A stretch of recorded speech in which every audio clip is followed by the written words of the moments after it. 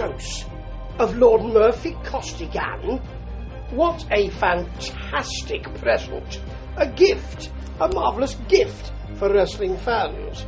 It's because he was in, or on, Southern States Wrestling recently. Now, here he is on Appalachian Mountain Wrestling Showdown.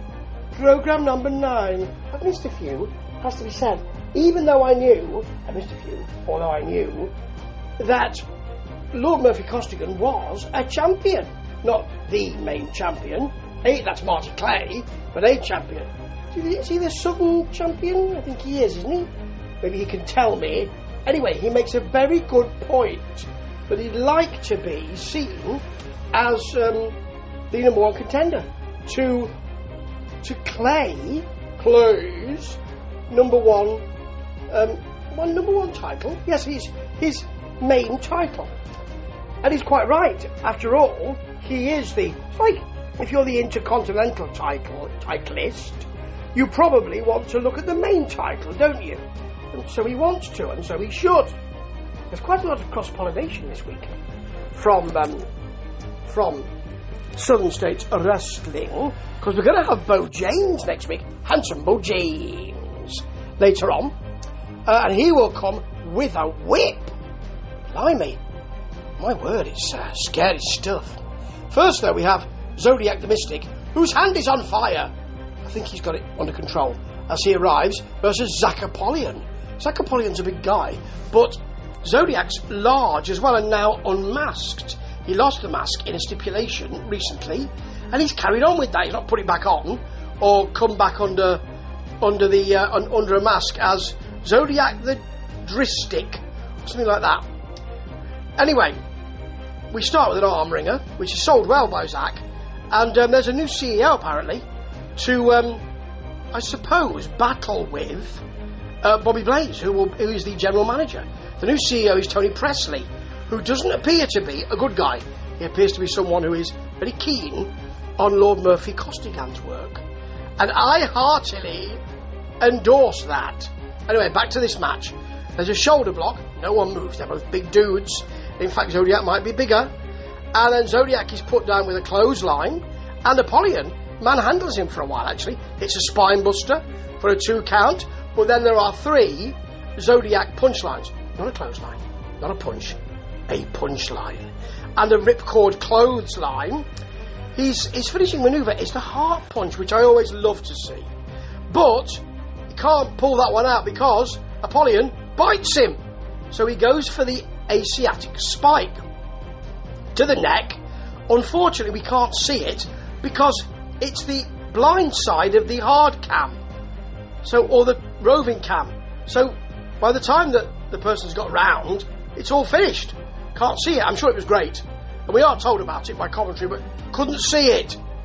It wasn't ideal, this match, but it weren't bad. Now, as I said,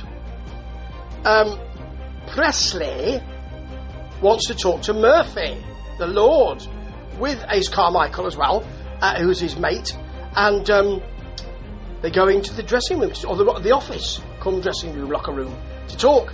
Nicely done. Now, Billy Gunn will be coming, but Beau James is here, versus Tyler Logan. As I say, he's got a whip, and Logan refuses a handshake, which doesn't really please Beau James, and as he turns his back to go back to the as Beau James said, never turn your back on your opponent, and then he proceeds to do it and get beaten up by Tyler Logan. Naughty gentleman. Although Beau James gets back with a top wrist lock, which is well sold, and Tyler Logan gets to the ropes, but he's got a leg grapevine. His moves are really well done, actually. He's not averse to breaking the rules. I have to say, breaking the law. Yeah. I mean, Beau James might come back at me at this, but he can do that sort of thing, as we'll see later on. But here, his moves work really well. He knows exactly what he's doing. He's delivering them beautifully. There's a leg grapevine. He cranks back on it, throws him to a ring post while he's got his arm in the hammerlock position, and Logan has to bail, quite rightly too. Then he gets a big punch, does Logan. Some stomps, rubs Beau James's eyes across the top rope. I love that move. Beau James then goes for the nipple. Then he rakes the eyes. Raking the eyes is a nefarious move, Beau James. Then he uses a closed fist. A closed fist is a nefarious move, Beau James, but gets a nice fist drop, a la Jerry Lawler, for the pin, and it was pretty good. But not as good as his Southern States Wrestling nemesis, Lord Murphy Costigan. But it was a little bit quiet in the dressing room or locker room when they were both in there. Mind you, probably there's a good guy and bad guy's locker room, isn't there? Anyway, so it's Lord and Ace Carmichael versus Marty Clay, the champion, and Chase Emery, the Southern States champion, who unseated Lord Murphy Costigan, sadly, and hopefully not for long. Presley is on commentary, and you've got a Carmichael headlock, which is worked nicely, into a Chase Emery headlock. He gets his own on there. An Emery dropkick, which is fully extended and looks lovely. Clay gets an arm drag on Lord, who sells it so well. Then Clay works the arm, and Lord Murphy Costigan begs off beautifully. Carmichael has to get in to break up a cover. Lord takes advantage of a Carmichael distraction, though, because he can. He's allowed to. He's got till 5. Gets some shots in. There's an Emery drop kick, though, and a hip toss to Carmichael. He then works the arm again. I wish he'd do a bit more, something a bit different, perhaps. Carmichael gets a suplex. There's a double team on Emery. Got 5 to get out of there, remember. Lord works the eyes behind the ref's back, which is something that Beau James did in the last match. He worked the eyes as well, remember. Then Lord gets a crank on the neck.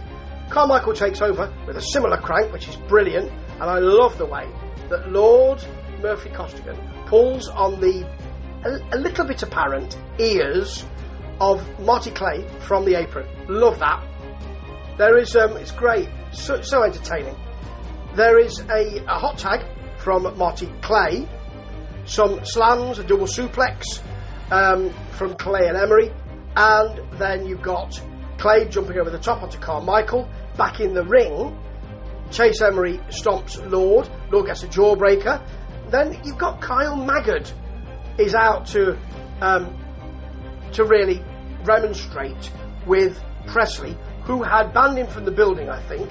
And Presley's kind of walking away backwards towards it. Doesn't really work. There's no reason why he'd get up from the commentary desk, and he's walking away backwards slowly to the entranceway. It doesn't quite. There's no reason why you'd do that. You know, this is wrestling where you can get attacked from the back all the time. I'm just going to walk back without looking over my shoulder because nothing's going to happen to me. Yeah. So Lord uses the opportunity to, just to protect his hand by putting a chain on it. Sadly, the shot goes wrong and he hits Carmichael, and you've got what looks like a slot drop or scorpion death drop from Chase Emery for the pin, and it was really rather good. Really good stuff. Appalachian Mountain Wrestling works this week. Really nicely done. And I think I'll have to have a look at next week because you've got some good fellas on this and some good wrestling too. Some of the shenanigans are a bit odd, but they were the first week as well. Ta-ta.